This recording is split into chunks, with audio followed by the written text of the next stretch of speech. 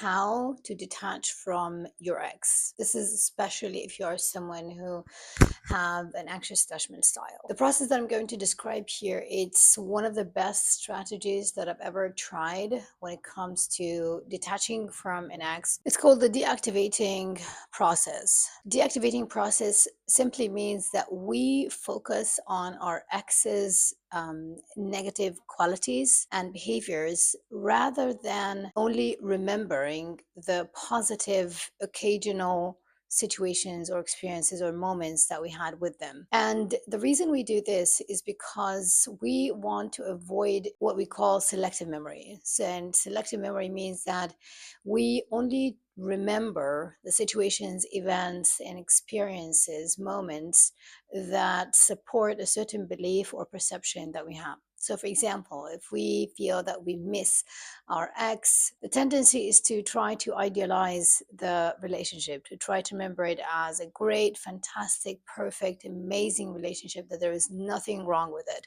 And of course, that was not the reality. You know, research has shown that most of our memory is made up. It is not based on real facts or how the situation happened in reality. So instead of only remembering the beautiful, great, amazing moments or experiences that we had together, that maybe they were occasional, we focus and remember all the times we felt bad because of that relationship, the pain that it has caused us every time we broke into tears, every time we felt insecure, every time we had a difficulty speaking or talking about our needs, how bad this person made us feel. And please remember that we don't do this to hate our exes. We don't do this to make them feel like they are bad people, but we do this to help ourselves not stay stuck. We do this to help ourselves not to stay stuck and not to keep going back to something that is painful, that is something unhealthy for us. Also, when we do this, we focus more on the logic behind the breakup, even if it was not us who initiated the breakup, but eventually it happened. It's a reality now, right?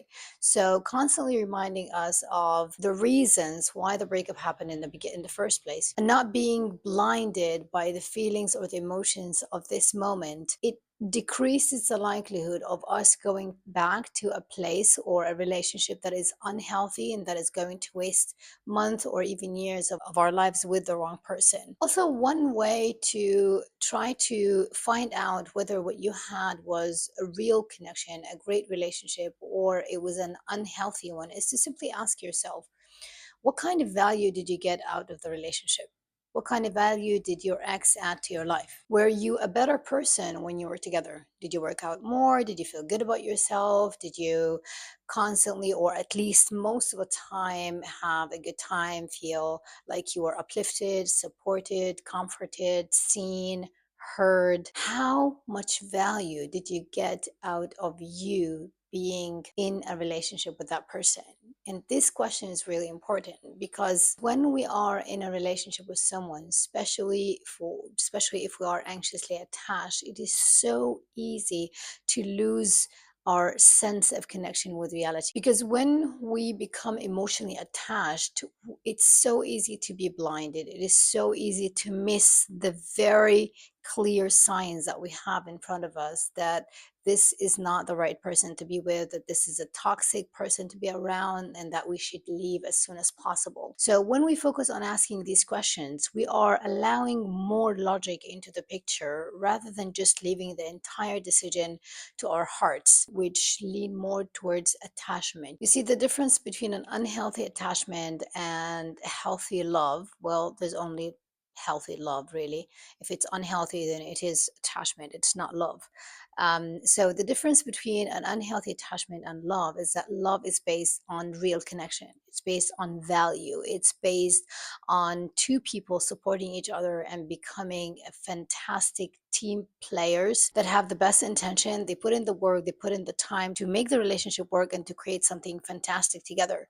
On the other hand, unhealthy attachment is based on insecurities, on past traumas, on someone getting while the other person is being drained, it's being neglected. Pain and suffering is the result of unhealthy attachment. So this means that if you find yourself being triggered so many times during the day, especially if you're going through a breakup right now, and you feel like reaching back to your ex, texting or calling, try the deactivating process. Try to remember all the times your ex made you feel bad, all the times he made you cry, all the times he made you feel insecure about yourself, all the times he neglected your emotional needs, all the times you had a fight and it was hard for him to have a grown up conversation about it. Every time he left you alone, every time you suffered because of the way he was, try to remember all the things that you didn't like about him. Most of the time, unhealthy relationships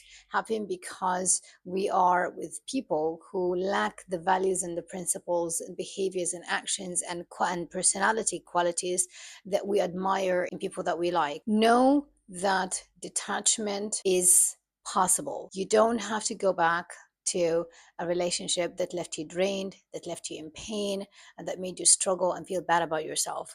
This is not normal. This is abnormal. There are people who feel good about themselves, and it's actually better to be on your own than be with someone who takes advantage of you, who abuses you. If you are in this place, I want you to know that I have so much compassion for how you're feeling right now, because I've been in your shoes and I know exactly how painful it is to be in this place. But I also want you to know that this too shall pass. There is no pain that lives a lifetime. This too shall pass, and you're going to come to a place where you start to see things clearly for what they were, rather than through the amazing and beautiful picture that you so much wanted him to be, but in reality, he was a completely different person. Let me know in the comments if there are any topics that you would like me to create videos about, especially when it comes to getting over a breakup for women who have an anxious attachment style. Please take care of yourself, and I'll see you in our next video. Bye for now.